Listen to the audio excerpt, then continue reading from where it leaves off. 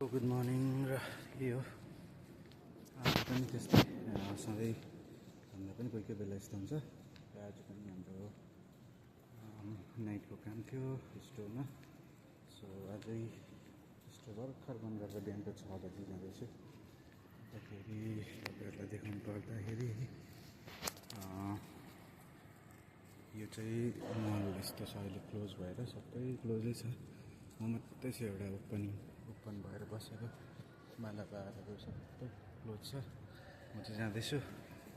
अन्तखेरि अब त्यही हो र सबैलाई त्यही हो। आज पनि अब सिचुएसन यस्तो हुन्छ, कुवेत भन्दा पनि बाहिर बसेको मान्छेहरूलाई त्यही हो, सबैको आफ्नो आफ्नो परिस्थिति र उयो लिएर आएको हुन्छ। त्यही हो, अब काम भन्ने कुरा गर्नैपर्छ सबैले। सो त्यही कामको सिलसिलामा चाहिँ यस्तो हुन्छ कोही बेला क्या सिचुएसनले। त्यही हो, सबैले अब बाहिर देश भन्छ सबैले होइन। बाहिर देश भन्दा चाहिँ कस्तो हुन्छ भने चाहिँ बाहिर देशमा चाहिँ यस्तो काम चाहिँ बिहानको बेलुका म हिजो 2 बजी दिउँसो आएको र आज बिहान 6 बजी जाँदैछु। टोटल ड्युटी आवर्स भनेको 2 देखिको 12 भनेपछि कति 10 घन्टा भयो र 16 घन्टा 17 घन्टाको ड्युटी गरेर चाहिँ अहिले जान्छु। तर त्यही हो, यहाँनिर अब कति कम्पनीजहरूले त एक्स्ट्रा आवर्सहरू दिँदैन। तर हाम्रो चाहिँ त्यही हो, अलिकति बेस्ट चाहिँ के छ भने एक्स्ट्रा आवर्सहरू पाउँछ हामीले। यो जति मैले बेसी गरेँ त्यो चाहिँ त्यति चाहिँ एक्स्ट्रा प्लस हुन्छ। सो त्यही हो। अब अहिले स्टेट बसहरू पनि कुद्नु थालेँ। स्टेट बसहरू कुद्दैछ। स्टेट बस हुँदा पनि लाइक कस्तो भन्दाखेरि यहाँ चाहिँ पब्लिक बस चाहिँ त्यहाँनिर पर छ। पब्लिक बसहरू यसरी कुद्छ। सो म ड्युटी गर्ने जग्गा चाहिँ यस्तो छ। यो चाहिँ हाम्रो अलसलाम मल भन्छ। अलसलाम मल चाहिँ यस्तो छ र म चाहिँ नजिकै बस्छु स्टोरको। त्यो भएर चाहिँ यस्तो नाइटहरू गर्दाखेरि फेरि केटा मान्छे म स्टोरमा एउटै हो। त्यो भएर चाहिँ म नै हुन्छु यस्तोमा गर्ने चाहिँ। केही यस्तो नाइटको कामहरू गर्दा चाहिँ मै नै बस्नुपर्छ। त्यो अरू अप्सन चाहिँ छैन। केटी भएकोले गर्दा पनि केटाहरू भयो भने त आज मैले गरेँ नै अर्को दिन अर्कोले गर्ने हुन्छ। त्यो भएर सो के सबैलाई शुभ प्रभात र गुड मर्निङ। र बाहिर आउँदाखेरि चाहिँ अलिकति सोचेर आउनुपर्छ है सबैजना।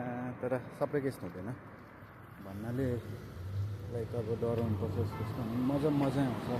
लाइफमा एक्सपिरियन्स पाउँछु भन्ने होइन, निकै कुरा सिक्नु पाइन्छ। हामी जस्तो अब हामी दार्जिलिङबाट भयो, हामीले नेक्स्ट टु नेक्स्ट काम गऱ्यो भने कहाँ हो, हामी दार्जिलिङले कालिम्पोङ होइन। हामी रिटेलले एक्सपिरियन्स लिने भन्ने त्यही हो, सिलगढी हो।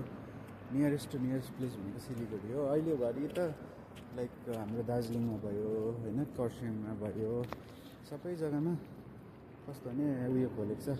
रिलायन्सहरू डिजिटल भयो, रिलायन्स डिजिटल, स्मार्ट बजारहरू भयो, के खोलेको छ। त्यो भएर अपर्च्युनिटी छ। अब हामीले गर्दा त त्यस्तो थिएन। हाम्रो टाइममा त कस्तो थियो भन्दाखेरि चाहिँ काम गर्नुपर्छ भने चाहिँ सिलगढी नै झर्नु पऱ्यो। अब हामी पढ्नु पनि बेसी पढेको मान्छे पनि होइन। +2ले के चाहिँ काम पाउने अब हाम्रोतिर होइन। लकिली जो अब गभर्मेन्ट जब होल्डर्सहरू हुनुहुन्छ उहाँहरू त एकदमै लाइक के भन्दाखेरि भगवान्कोबाट पनि आशीर्वाद पाएकै हो भन्नुपर्छ। र कस्तो भने एकदम लकिएस्ट नै भन्छु म चाहिँ।